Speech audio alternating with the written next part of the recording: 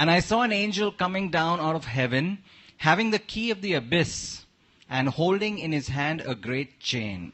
उसने उस अजगर अर्थात पुराने सांप को, जो इब्लीस और शैतान है, पकड़ के 1000 वर्ष के लिए बांध दिया. He threw him into the abyss and locked and sealed it over him to keep him from deceiving the nations any more until the 1,000 years were ended. After that, he must be set free for a short time. फिर मैंने सिंहासन देखे और उन पर लोग बैठ गए और उनको न्याय करने का अधिकार दिया गया. मैंने उनकी आत्माओं को भी देखा जिनके सिर यीशु की गवाही देने और परमेश्वर के वचन के कारण काटे गए थे, और जिन्होंने ना उस पशु की और ना उस मूर्ति की पूजा की थी और ना उसकी छाप अपने माथे और हाथों पर ली थी. वे जीवित होकर मसीह के साथ 1000 वर्ष तक राज्य करते रहे. The rest of the dead did not come to life until the 1,000 years were ended. This is the first resurrection. Verse 6. धन्य और पवित्र वह है जो इस पहले पुनरुत्थान का भागी है.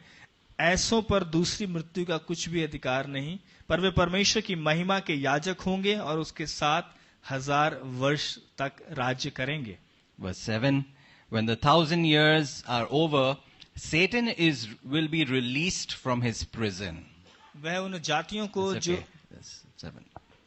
Okay, how many of you have your Bibles? Or you have your phones or whatever, you've got your Bible, okay? So just look in these 7 verses and here's a class work, not homework. Tell me how many times the word or the phrase 1,000 years is mentioned in this passage. और आप जिनके पास Bible है, phone में Bible है, तो आपके लिए ये क्लास वर्क है, यहीं पर करना है आपको. आप देखें इन 7वीं आयतों में कितनी बार 1000 वर्ष जो है बताया गया है, रिपीट हुआ है. Yes. Students should be good at this. 3, 5. Anybody else? 3, 5, 5. Anybody else? 5. Say, who said 6? Okay, that's the right answer. Okay, 6 times in the 7 verses, the phrase 1,000 years. और 6 बार इन 7वीं आयतों में 1000 वर्ष जो है दोहराया गया है. Now, somebody asked me, Pastor, is this like figuratively speaking? You know, because in the Bible it says a day shall be like 1,000 years and 1,000 years like a day. और किसी ने पासवान से पूछा कि क्या ये इस प्रकार से है कि इन्होंने एक फिगरेटिवली कहा गया है, क्या जैसे परमेश्वर के वचन में लिखा है उसका एक दिन 1000 साल का होता है. But in this passage, when it says 6 times, is using this 1,000 years, I think we can believe and we can expect it to be a literal 1,000 years reign of Jesus on this earth. और जब हम देखते हैं इन 7 आयतों में 6 बार ये बात दोहराई गई है, तो हम समझ सकते हैं कि जो यहाँ पे 1000 वर्ष बोला गया है, ये किसी और तरीके से नहीं, बल्कि सीधे 1000 सालों के विषय में ही बात हो रही है. So today I want to focus on this 1,000-year reign of Christ on the earth. और आज हम यहाँ पर ध्यान केंद्रित करना चाहेंगे जो प्रभु यीशु मसीह के धरती पर 1000 साल के विषय में. I want to look at some of the events that immediately precede the millennial reign. और हम कुछ घटनाओं को देखेंगे जो उसके 1000 साल के राज्य से पहले घटित होंगी. And secondly, I want us to see what will life look like in the millennial reign. और दूसरा फिर हम देखेंगे कि किस प्रकार का जीवन होगा उन 1000 सालों के दौरान में. And thirdly, living in the light of the millennium, what change will understanding the millennium make in my life today? और उसके बाद हम अगर उन 1000 सालों के विषय में समझ जाते हैं तो वो समझ आज मेरे जीवन में क्या बदलाव को लेके आ सकती है. How many of you can say honestly, I don't know what you're talking about? और हम में से कितने लोग ईमानदारी से कह सकते हैं कि हमें पता नहीं आप क्या बात कर रहे हैं. Any honest people? Okay, yes. Okay, I apologize because it is something really strange. और पासवान कह रहे हैं वो क्षमा चाहते हैं, हालांकि वास्तव में ये चीज जो है थोड़ा अलग सी है, अजीब सी है बात ये. And if you have not read the Bible, you will be wondering what am I talking about? और अगर आपने बाइबल नहीं पढ़ी है तो आप ये सोच रहे होंगे कि पासवान क्या बात कर रहे हैं. But just believe me that by the end of this message you'll have some understanding. और आप विश्वास करें कि संदेश के अंत तक आपके पास कुछ समझ होगी इस विषय पर, and some excitement about what you can do about it. और कुछ उत्साह होगा कि आप क्या कर सकते हैं इस बात के विषय में. Okay, the next major event that we are expecting और जो अगला बड़ा घटना जिसके विषय में हम प्रतीक्षा कर रहे हैं is the rapture. और वो है रैप्चर, यानी कि उठा लिया जाना. In the word rapture is not used in the Bible.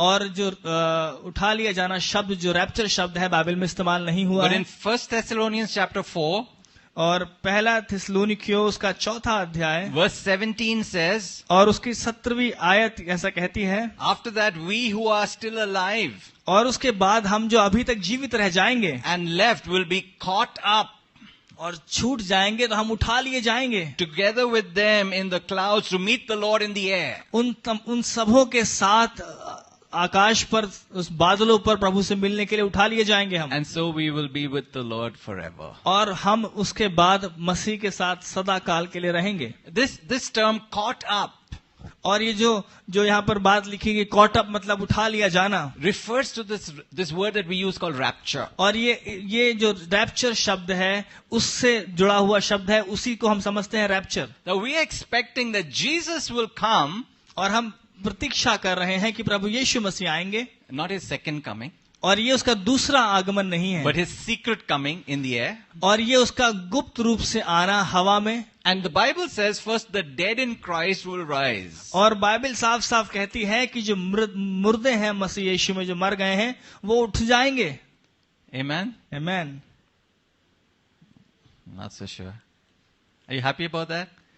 और क्या आप इस बात के विषय में प्रसन्न हैं? The dead in Christ will rise first. और जो मृत हैं मसीह यीशु में, सबसे पहले वो उठा लिए जाएंगे. Now you may be thinking, but what about those who are dead in Christ? Where are they? और आप सोच रहे होंगे वो लोग कहाँ हैं जो मसीह में मर गए, वो कहाँ हैं वो लोग? Are they, scattered ashes somewhere, or dried bones in a grave? और क्या वो कहीं बिखरी हुई राख के समान है, या कहीं किसी कब्र में पड़ी हुई सूखी हड्डियां हैं वो? People may be thinking we just had 9/11. What about all those 3,000 people who just got vaporized in that terrible thing? और लोग सोच रहे होंगे सितंबर 11 में वो जो बिल्डिंग गिरी और उसमें जो लोग जो फंस गए और वो धूल के समान बन गए, उनका क्या होगा? When we die, और जब हम मर जाते हैं, we've got to leave these bodies behind. और हम इन शरीरों को पीछे छोड़ देते हैं. But those who are dead in Christ, the Bible says if we're absent from this body, we are present with the Lord. और बाइबल बतलाती है जो मसीह में मर गए उस प्रकार से है कि हम अपने शरीर से अलग हैं, लेकिन मसीह में हम जीवित हैं. So in our spirits and in our souls, we are with the Lord. और अपनी आत्मा में और अपने प्राण में हम मसीह के साथ हैं. And God is a spirit. और परमेश्वर आत्मा है. So it doesn't bother him. We can communicate with him. और इससे उसको फर्क नहीं पड़ता, हम उससे बातचीत कर सकते हैं. But as human beings, और एक मनुष्य होने के नाते, we don't like to be unclothed, so to speak. We don't like to not have a body. और हम मनुष्य होने के नाते हमें चाहिए कि कुछ पहरावा हो इस प्रकार से कि हमारा एक शरीर हो, हमें ऐसा पसंद है. And Jesus, when he rose from the dead, और जब मसीह यीशु जी उठे मुर्दों में से, he was given a glorified body. और उसे जो है एक महिमामय शरीर दिया गया था. A body that's not part of this world. और वो शरीर जो इस संसार का हिस्सा नहीं है. A body that was fit for both earth and heaven. और वो शरीर जो संसार के लिए, धरती के लिए और स्वर्ग के लिए भी बिल्कुल परिपक्व है. A body that allowed him to ascend into heaven. The disciples looking and saying, how's this man going up into space without a space suit? और ऐसा शरीर जिसके द्वारा मसीह यीशु चेलों को देखते हुए आकाश पे उठा लिए गए, और वो सोचते रह गए किस प्रकार से मसीह उड़ रहा है हवा में, चला गया ऊपर. He had a glorified body. और उसका महिमामय शरीर था. A body that he could take him up into heaven. और वो शरीर जिसे वो स्वर्ग पर ले जा सकता है. And he's seated today at the right hand of the Father. और आज वो पिता के दाहिने हाथ पर बैठा हुआ है. A man in a glorified body. और एक मनुष्य एक महिमामय शरीर में. And the angels came. और स्वर्गदूत आए. Say, hey guys, what are you looking up? और स्वर्गदूत कहते हैं तो उन लोगों से आकर जो प्रभु को देख रहे थे कि तुम ऊपर क्या देख रहे हो? These disciples squinting, Jesus becoming smaller and smaller and going higher and higher. What are you doing? What are you looking up? This same Jesus will come back in like manner. और चेले जो है देखते रहे और टकटकी लगा के देख रहे थे कि मसीह छोटे होते चले गए और उनकी आंखों से ओझल हो रहे हैं। और उन स्वर्गदूतों ने आकर कहा कि जिस मसीह को तुम स्वर्ग पे उठाए लिए जाते देख रहे हो वो एक दिन फिर से आएगा वापस। That's the next event. और वो दूसरा बड़ी घटना है, When Jesus comes जब यीशु आएगा and all the dead in Christ come with their spirits and they receive their new bodies. और वो जो लोग मर गए हैं मसीह यीशु में वो उसके साथ आएंगे और वो उठा लिए जाएंगे और नया शरीर मिल जाएगा उन्हें। Are you waiting for your new body? और क्या अपने नए शरीरों के लिए आप तैयार हैं? I'm sure some of the ladies are saying, yeah. और पासवान कह रहे हैं कुछ बहनें जरूर ऐसा बोल रही हो कि हाँ ऐसा हो। Less, trips to the parlor. और कम जाना पड़ेगा पार्लर में। I think that all of us, when we get our new bodies, we are going to look, in our prime. So when you see me, you say, Pastor Victor, what happened to you? You're looking so young. और पासवान कह रहे थे हमें नया शरीर मिलेगा तो हम अपने बिल्कुल सबसे उत्तम शारीरिक अवस्था में उठा लिए जाएंगे और आप पास्टर विक्टर से आके बोलेंगे, पास्टर आप तो बड़े जवान लग रहे हैं। And you've lost a lot of weight. और Praise the सारा Lord. वजन आपका चला गया है। Hallelujah. Hallelujah. And, when they saw Jesus, sometimes they could recognize him, sometimes they couldn't. और जब उन्होंने मसीह यीशु को देखा मुर्दों में से जी उठने के बाद तो कई बार तो वो पहचानने पाए और कई बार पहचान भी नहीं पाए उसे। And he had this fantastic body. He could just go through a wall. और इतना बढ़िया शरीर उनको मिल गया कि वो दीवार में से होकर निकल जाते थे। He could come through a closed door. और वो बंद दरवाजों के से पार निकल आते थे। He was eating barbecue fish. और वो बारबेक्यू फिश खा रहे थे। I mean, he could do that if he wanted. He didn't have to eat. और वो ऐसा अगर चाहते तो वो कर सकते थे और लेकिन आवश्यकता नहीं थी उन्हें खाना खाने की। Isn't that amazing? और क्या ये अद्भुत नहीं है? A heavenly body. एक स्वर्गीय देह, A resurrected body. एक पुनरुत्थान पाया हुआ The शरीर। Bible says an incorruptible body. और बाइबल कहती है ऐसा शरीर जो दूषित नहीं होगा। How many are waiting for the rapture? और हम में से कितने लोग पुनरुत्थान की प्रतीक्षा कर रहे हैं? And somebody said, I'm not looking for the undertaker, I'm looking for the upper taker. और किसी ने कहा कि मैं किसी ऐसे व्यक्ति की प्रतीक्षा में नहीं कर रहा हूं जो मुझे कब्र में ले जाएगा, बल्कि मैं ऐसे की प्रतीक्षा कर रहा हूं जो मुझे स्वर्ग में उठा ले जाएगा। Jesus is coming for those who are waiting for him. और प्रभु यीशु मसीह ऐसों के लिए आ रहा है जो उसकी प्रतीक्षा कर रहे हैं। The Bible says he's coming for his bride. और बाइबल कहती है कि वो अपनी दुल्हन के लिए आ रहा है। Which is the church. और वो कलीसिया है। Okay, it's not like sometimes we think church is a building. Church is not a building, right? और, This is not a church. This is an auditorium. और कई बार हम सोचते हैं कि कलीसिया जो है एक इमारत है, लेकिन ये बिल्डिंग चर्च नहीं है, ये कलीसिया नहीं है, ये तो ऑडिटोरियम है। But you are the church. लेकिन आप कलीसिया हैं। And Jesus is coming for a glorious bride. और प्रभु यीशु मसीह एक महिमामय दुल्हन के लिए आ रहा है। Of people who are waiting for him. और ऐसे लोग जो उसके इंतजार में हैं। Of people who are believing in him. और ऐसे लोग जो उसमें विश्वास कर रहे हैं। And we're going to be caught up. और हम उठा लिए जाएंगे। First, those who are dead in Christ will rise. और पहले जो मर गए हैं मसीह यीशु में वो उठ जाएंगे। And those who are alive और जो जीवित हैं will follow. और उसके बाद वो जाएंगे उनके पीछे। And I like the scripture, and so we will be with the Lord forever. और प्रासवान कहते हैं उन्हें ये वचन बड़ा अद्भुत लगता है, बड़ा प्रिय है कि फिर हम उसके साथ सदा काल रहेंगे। Okay, the next event after the rapture. और पुनरुत्थान के बाद दूसरी घटना, While we are celebrating with Christ a 7-year marriage feast. और जब हम मसीह के साथ मजे कर रहे हैं 7 साल तक उस बड़े विवाह के भोज का, There will be tremendous distress upon the earth. और उसी समय धरती पर बड़ा ही दुख और पीड़ा होगी। It's a 7-year period of tribulation. और ये वो 7 साल के कष्ट काल, क्लेश काल जिसे बोलते हैं बाइबल में। Divided into 2 parts, 3.5, and the second part will be worse. और इनको 2 भागों में बांटा गया, 3.5 साल, और जो अंतिम 3.5 साल है वो ज्यादा ही कष्ट वाले होंगे। Jesus says in Matthew 24. और मत्ती 24 में मसीह ने कहा, Verse 21. उसके 21वीं आयत में, For then there will be great distress unequal from the beginning of the world until now and never to be equaled again. और क्योंकि उस समय ऐसा भारी क्लेश होगा जैसा जगत के आरंभ से अब तक नहीं हुआ और न कभी होगा। Let me tell you, you do not want to be in the tribulation. और मैं आपको बताना चाहता हूं, पासवान कह रहे हैं कि आप नहीं चाहेंगे कि उस क्लेश काल में, उस कठिन समय में आप जीवित हों, आप वहां पर हों। It's so important today that all of us that are here, that we are sure that we are going to be taken up and raptured to be with the Lord. और ये हम जो लोग यहाँ उपस्थित हैं हमारे लिए बड़ा ही महत्वपूर्ण है, जरूरी है कि जब मसीह यीशु में आए तो उसके साथ हम उठा लिए जाएं। Sometimes I ask, believers, if Jesus came today, are you sure you're going to be with him? और कई बार पासवान विश्वासी से पूछते हैं कि अगर मसीह आज आ जाएंगे तो क्या उसके साथ रहने के लिए आप तैयार हैं? Or if you die today, something happened, you met with an accident, you died, are you confident that you're going to be with Jesus? और अगर कुछ हो जाता है आपके साथ, फर्ज कीजिए अगर दुर्घटना हो जाती है, तो क्या आपको पूरा भरोसा है कि आप मसीह के साथ होंगे? You'll be surprised, many Christians are not sure. और आप बड़े अचंभे में होंगे, बहुत सारे विश्वासी इस बात के लिए उनको संदेह है। If you're not sure here today, और अगर आज यहाँ आपको संदेह है, my heart's cry to you, और मेरे हृदय की जो पीड़ा है, जो पुकार है, वो आपके लिए यह है, start reading the Bible. Bible पढ़ना शुरू करें। Find out, catch a hold of someone and how can I be sure that I'm saved? और किसी जन को खोज लें, पकड़ लें, उनसे पूछें कैसे मैं इस बात के लिए मैं श्योर हो सकता हूं कि मैं बचा लिया गया हूं। You do not want to be left behind और at आप the नहीं, time of the great tribulation. और आप नहीं चाहेंगे उस महान कष्ट के समय में आप पीछे छूट जाएं। The third event right before this millennial reign और तीसरी घटना जो इस 1000 साल के राज्य से पहले घटेगी is right before the passage we just read this morning, and that's in Revelation chapter 19. और ये जो हमने अभी अध्याय पढ़ा है उसके उस आयत से पहले की ही घटना लिखा हुआ है वहां पर 20वें अध्याय से पहले। We're not going to read it. It's beyond the scope of this message here this morning.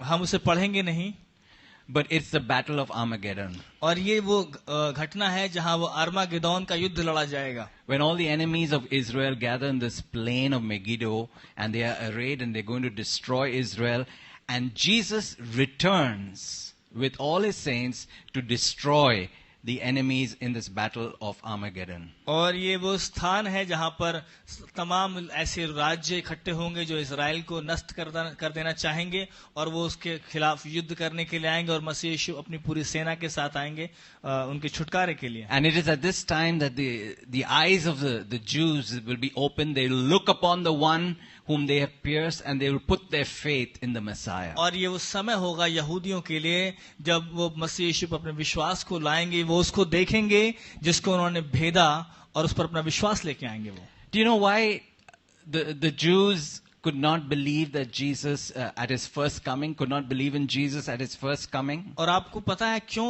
यहूदी लोग प्रभु यीशु मसीह के पहले आगमन पर उस पर विश्वास नहीं करने पाए? Because throughout the Old Testament prophecies, there are pictures of Jesus' two comings and they're all mixed up.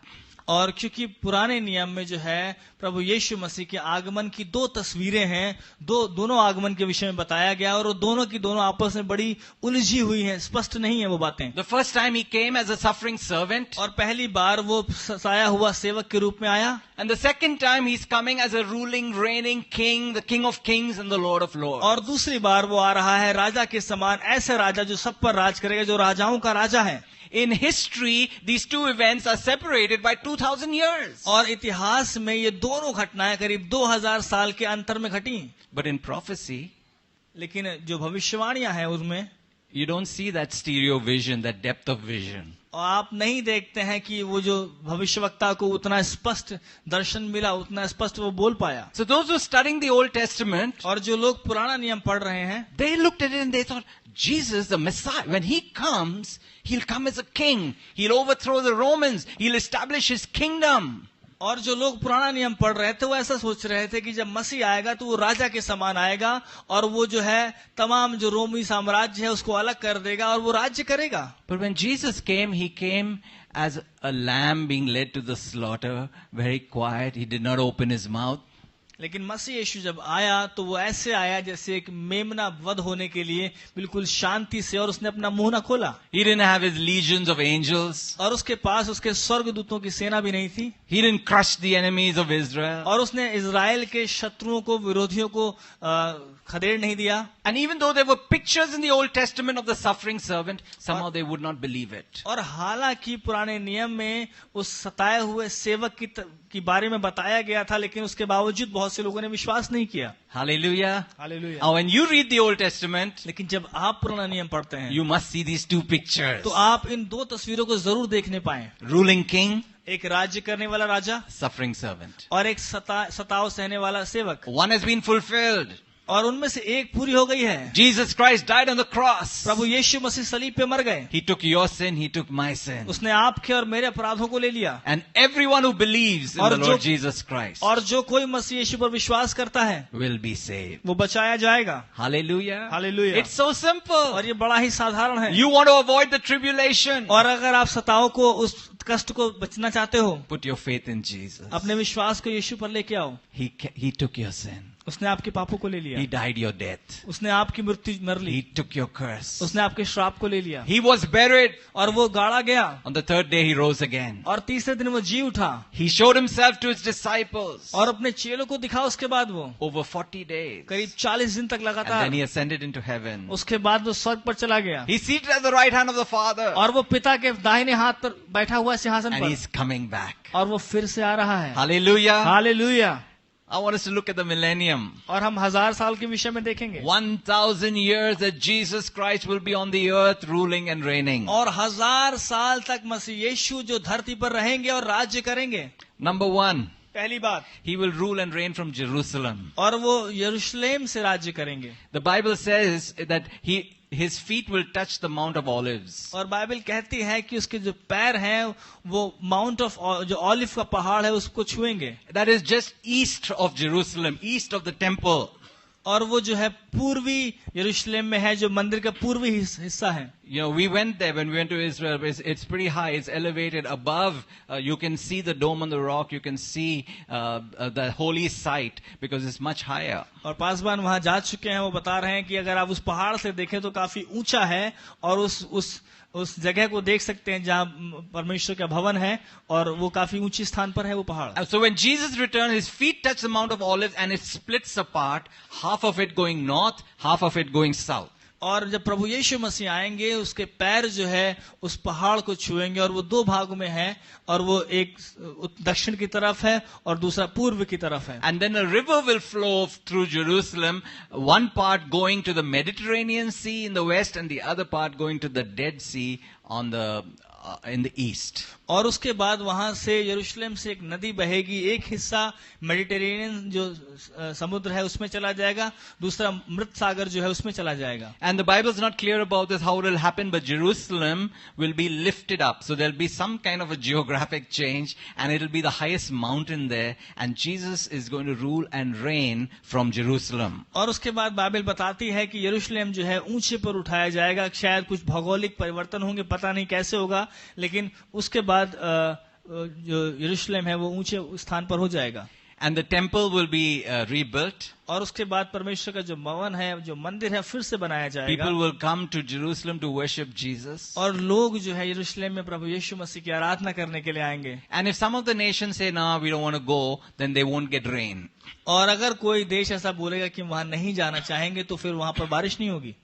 Animal sacrifices will be reinstituted. और फिर से जो बलियां होती थी पशुओं की फिर से शुरू हो जाएंगी। Not so much for atonement, but as a memorial to what happened. और इसलिए नहीं कि वो परमेश्वर के साथ अपने को सिद्ध कर लें, बलिदान के रूप में नहीं, बल्कि जो बीत चुका है उसकी यादगार में करेंगे वो। What about the church? और कलीसिया के विषय में क्या है? We would have come with Jesus हम तो मसीह के साथ आएंगे in our glorified bodies अपने महिमामय शरीरों में, and we'll be ruling and reigning with him. और हम उसके साथ राज्य करेंगे, उसके साथ बने रहेंगे हम। In 2 Timothy chapter 2 और दूसरा तिमोथियुस उसका दूसरा अध्याय and verse 12. और 12वीं आयत, It says, if we endure, we will also reign with him. If we disown him, he will also disown us. और अगर वहां लिखा है कि अगर हम हियाव बांधे रहें और उसके साथ बने रहें तो हम उसके साथ राज्य करें, और अगर हम उसका इनकार करेंगे तो वो भी हमारा इनकार करेगा। Isn't that exciting? और क्या ये उत्साह वाला नहीं है? You know, on the earth there'll be two kinds of human beings. और धरती पर दो प्रकार के मनुष्य होंगे, Those who have their glorified bodies. और वो जिनकी महिमामय शरीर होंगे।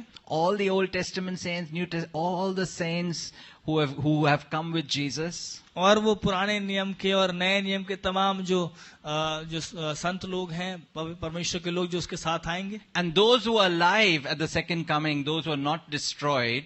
और उसके बाद वो लोग जो जीवित हैं, जो नष्ट नहीं हो गए दूसरे आगमन तक, will still be living in normal human bodies. तो वो फिर भी जीवित होंगे साधारण मनुष्य के शरीर में. They are the ones who will marry and have children and repopulate the earth. और वो ही होंगे जिनकी शादियां होंगी, उनके बच्चे होंगे, जो फिर से धरती को भर देंगे वो. Isn't that interesting? और क्या है, बड़ा ही रोचक नहीं है You ये? know, two kinds of people. दो तरह के लोग.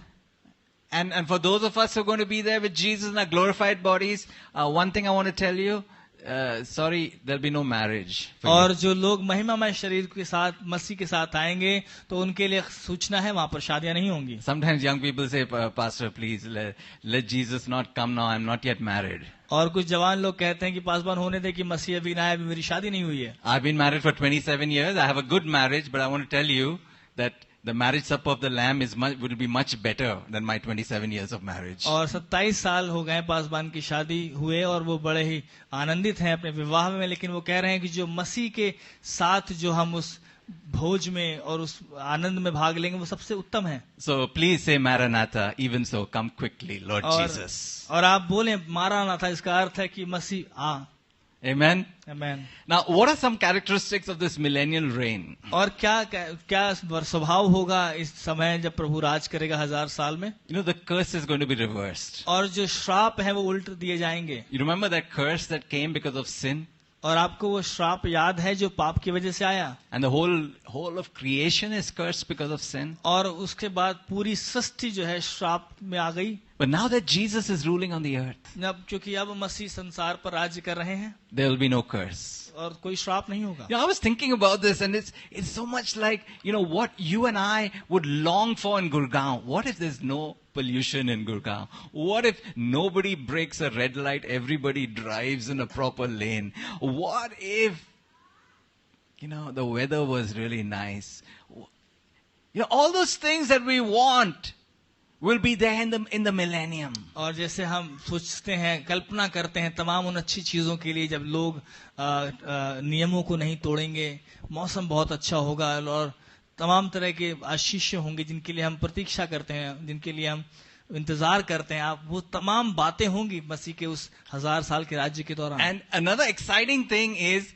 Satan is bound for 1000 years. और एक और उत्साह वाली बात है कि शैतान 1000 साल के लिए बांध दिया जाएगा. So you got no excuse. और आपके पास अब किसी भी प्रकार का बहाना नहीं है. I mean, not you, but the people who are living on the earth have no excuse. They can't say, oh, the devil made me do it. और आप नहीं, जो लोग संसार में रह रहे होंगे, उनके लिए कोई बहाना नहीं होगा. वो ये नहीं कह सकते कि शैतान ने मुझसे ऐसा करवा दिया. Remember how Eve, और आपको याद है हवा के विषय में, Adam, why did you eat that fruit? और परमेश्वर ने पूछा, आदम तूने फल क्यों खाया? वो God, that woman, you gave me that woman, she made me do it. और उसने कहा, वो स्त्री तूने मुझे दी, उसने मुझे खिलाया. Eve, why did you eat? और हवा तूने क्यों खाया? That devil made me do it. वो शैतान, उस शैतान ने मुझे खाने के लिए उकसाया. 1000-year reign, there's no devil. और 1000 साल के राज्य में कोई शैतान नहीं. But people who are living on the earth will still have the Adamic sinful nature. लेकिन जो लोग धरती पर होंगे, उनका वर्ताव वैसा ही पापमय होगा. And if they sin, they'll be because they want to. और अगर वो पाप करेंगे तो वो इसलिए करेंगे क्योंकि वो पाप करना चाहते हैं. But it will be a time of great peace. लेकिन वो ऐसा समय होगा जब महान शांति होगी. The nations will not have military budget. और जो राज्य हैं दुनिया भर के, उनमें कोई सेना के लिए बजट नहीं होगा. You know, fantastic. So much of GDP is freed up because there's no defense budget.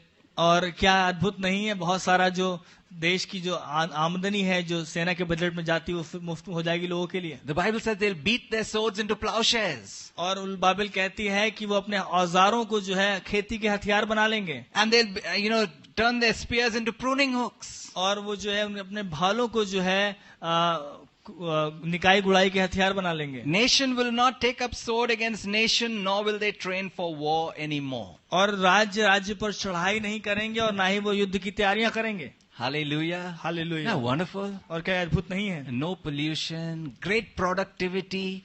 Farmers will, you know, plant their seed and they'll get fantastic bumper harvests. और किसी भी प्रकार का प्रदूषण नहीं, और लोग जो है अपना बीज बोएंगे और उसका बहुत भरपूर उसका फसल मिलेगी उन्हें. People will live to long ages. और लोग लंबी आयु तक जिएंगे. And in fact, if somebody dies at 100, they'll say, oh, he's just a kid. और ऐसा होगा कि अगर कोई 100 साल की उम्र में मरेगा तो लोग बोलेंगे अरे तो बच्चा ही था अभी. You know, and it'll be like the time of Noah, and before Noah, and people were living to 900 years. और ये नोहा के समय से पहले की बात होगी जब लोग 900 साल तक जीवित 900 साल तक जीवित रहते थे. But this 1,000-year reign will also end. लेकिन ये 1000 साल का राज्य भी अंत हो जाएगा इसका. How does it end? और ये कैसे खत्म होगा? That's in the same chapter, the verses that we didn't read. और ये उसी अध्याय में है, उन आयतों में जो हमने नहीं पढ़ी. Revelation chapter 20, और प्रकाशित वाक्य 20वां अध्याय verses 7 to 10. But the Bible says fire comes from heaven and destroys them. लेकिन बाइबल कहती है कि उस समय आग गिरेगी स्वर्ग से उन्हें नष्ट कर देगी. And the devil who deceived them is then thrown into the burning sulfur where the beast and the false prophet are thrown, and they will be tormented forever and ever. और उसके बाद वो शैतान जो है, वो जो बीस्ट जो है, उसको उस गंधक की झील में डाल दिया जाएगा और वो यहाँ झूठे भविष्यवक्ता भी होंगे और वो सदा काल के लिए वहां जलते रहेंगे. Sometimes you ask, Lord, why all this? और आप कई बार पूछे परमेश्वर ये सब क्यों? You know, and it doesn't seem to sometimes make sense. God, why all so much drama? और कई बार हमारे समझ में नहीं आता परमेश्वर ये तमाम चीजें करने की क्या आवश्यकता है. One thing I can think of is that, you know, God is nicely putting all of history in two bookends. You know, you put your books and you put two bookends to hold your bookshelf together. और पासवान कह रहे हैं कि कई बार ऐसा है कि परमेश्वर जो है इतिहास को उन किताबों के शेल्फ के जो अंत के दो बुक शेल्फ होते हैं उसमें बंद कर देना चाहते हैं इन घटनाओं को. It started with the Garden of Eden. और ये अदन की वाटिका से शुरू हुआ. There was no curse.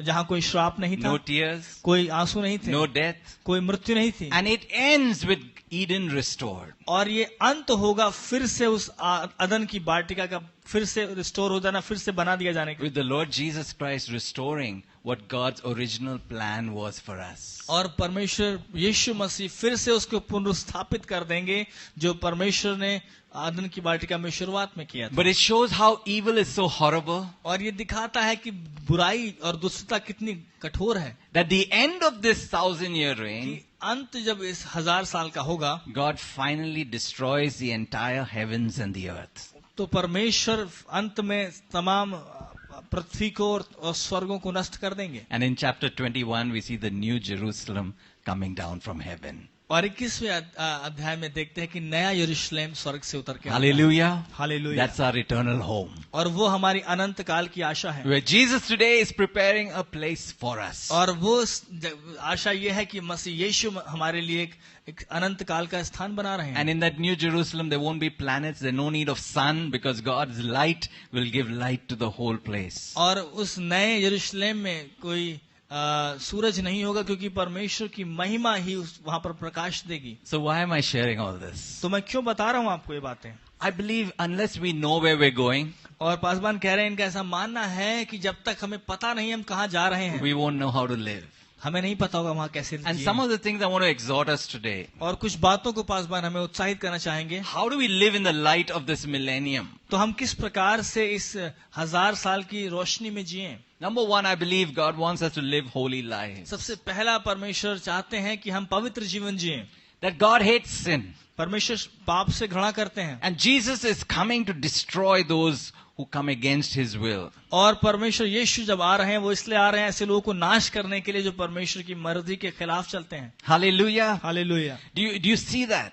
आप क्या इस बात को देखने पा रहे हैं? You know, and that the millennium gives us a big picture and helps us not to get stuck in the present. और जो 1000 साल जो है हमें एक बड़ी तस्वीर दिखाते हैं और हमें इस बात के लिए प्रोत्साहित करते हैं कि हम अभी आज में ना फंस के रह जाएं बल्कि भविष्य की तरफ देखें. If all of us realize that Jesus could come today, और अगर हम सब इस बात को जान जाएं कि प्रभु यीशु मसीह आज आ सकते हैं, you know, we're not going to fool around. हम जो है गलत कार्य नहीं करेंगे. Sometimes people act like, oh, God will understand. और कई बार लोग ऐसे बर्ताव करते हैं कि परमेश्वर समझ जाएंगे. You know, I'm sometimes afraid how so many times believers, they've got idols in their house. और कई बार बड़ा अचंभा लगता है कि विश्वासियों के घर में मूर्तियां पाई जाती हैं. Oh, you know, I had that from before.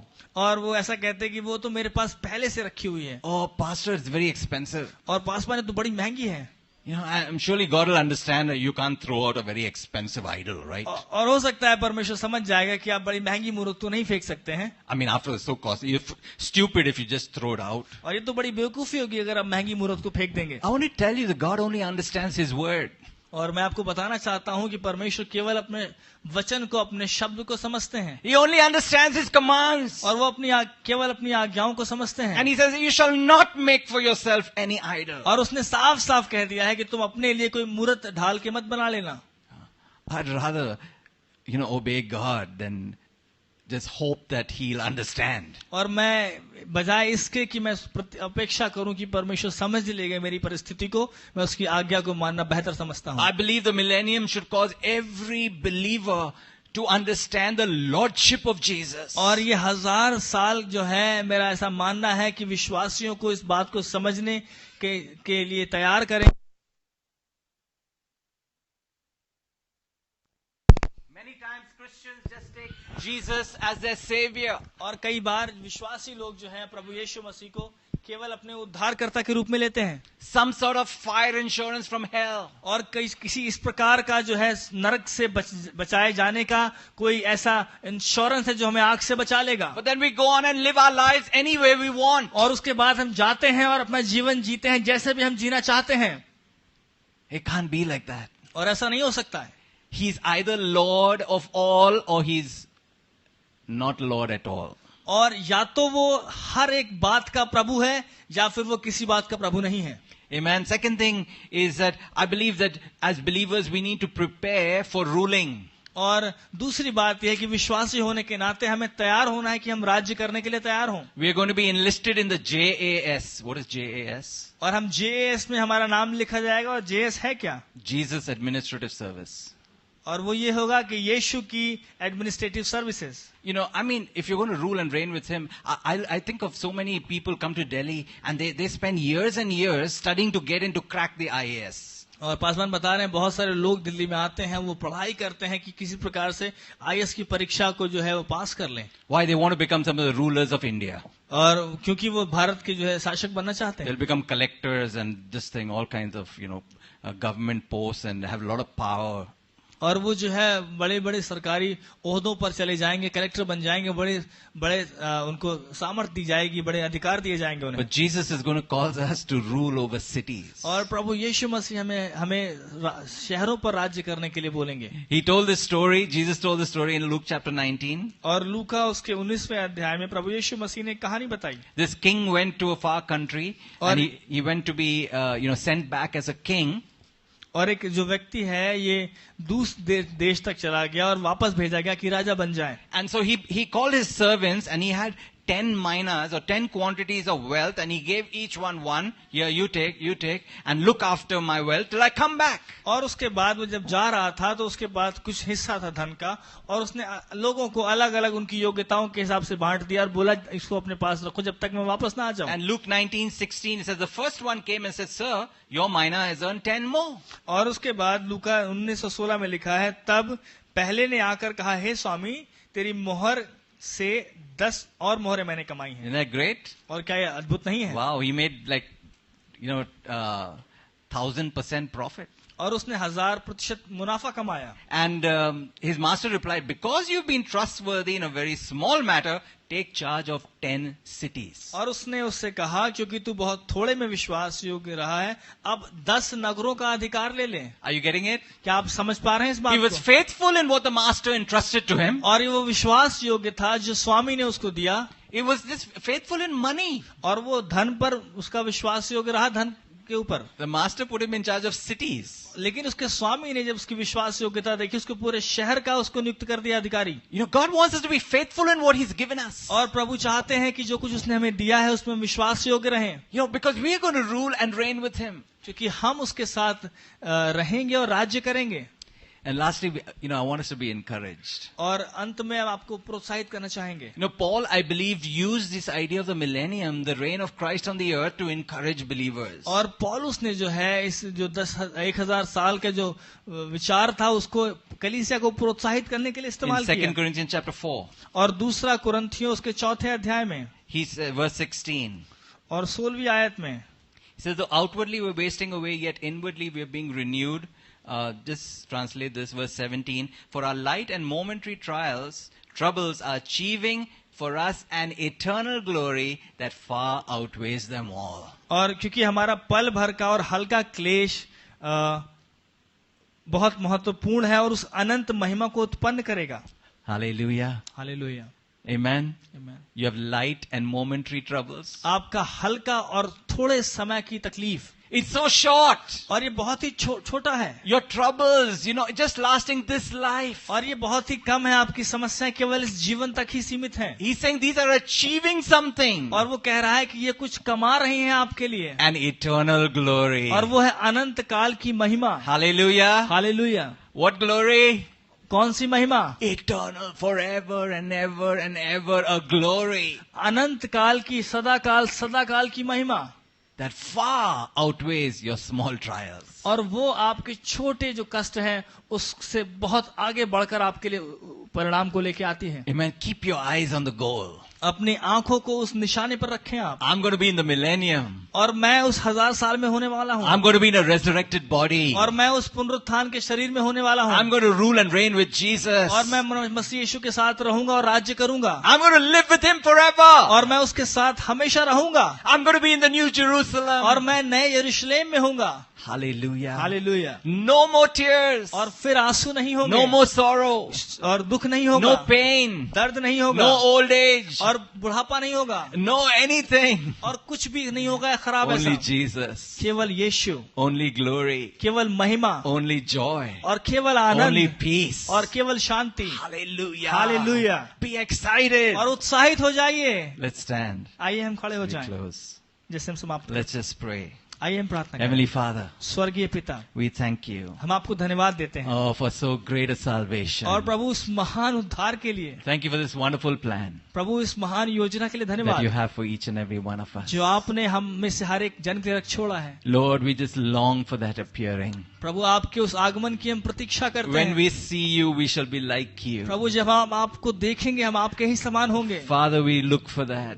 पिता हम उसकी प्रतीक्षा करते हैं. When the mortal shall put on immortality. और जब ये मरणहार अनंत अमर को पहन लेगा. When the perishable shall put on imperishability. और ये नाशमान जब अविनाशी को पहन लेगा. And God, we will be with you forever. और प्रभु हम आपके संग होंगे सदा काल. Father, I pray पिता आपसे प्रार्थना करते for हैं. all our loved ones who don't yet know you. और हमारे वो प्रियजन जो अब तक आपको नहीं जानते हैं. We don't want anybody to get stuck in the tribulation. प्रभु हम चाहते हैं कि कोई भी जन उस कष्ट में ना फंस के रह Will you जाए. help us to preach the gospel? प्रभु हमारी सहायता करेंगे क्या आप कि हम उन तक सुसमाचार प्रचार करें Snatch them out of the judgment और उस न्याय से उन्हें छीन के बाहर निकाल and लें bring them into your bride. और आपके दुल्हन के रूप में उन्हें लेके आए. Lord Jesus, come quickly. प्रभु यीशु शीघ्र आए. Come for your bride. अपनी दुल्हन के लिए Come आए. for your bride that is here. और अपनी उस दुल्हन के लिए जो यहाँ है उसके लिए आए आप. Remove every spot, wrinkle and blemish in our lives. प्रभु हमारे जीवन से हमें हर एक दाग हर एक झुर्री को हटा दें. Oh, we love you, Lord. ओ प्रभु आपसे हम प्रेम Oh, करते हैं. divine bridegroom. और वो स्वर्गीय दुल्हा Come, come. Uh Prabhu. We're waiting for you. प्रभु आपके प्रतीक्षा में है हम. Do your work in our lives. हमारे जीवन में अपने कार्य को We करें. submit our will to you. अपनी इच्छा को आपके हाथों में सौंपते हैं. We submit ourselves totally to your lordship. और अपने आप को संपूर्ण रीति से आपकी प्रभुता में दे Oh, देते we हैं. bless you, we bless you. प्रभु आपको धन्य कहते हैं हम आपको. Father, touch each saint here. प्रभु हर एक संत को यहाँ छुए पिता आज. Give them assurance of salvation. प्रभु उद्धार का भरोसा दें उन्हें आप. Assurance of your peace. अपनी शांति का भरोसा Assurance of an eternity with you. और अनंत काल आपके साथ उसका भरोसा. In Jesus' name. मसीह यीशु के नाम से. Amen, amen.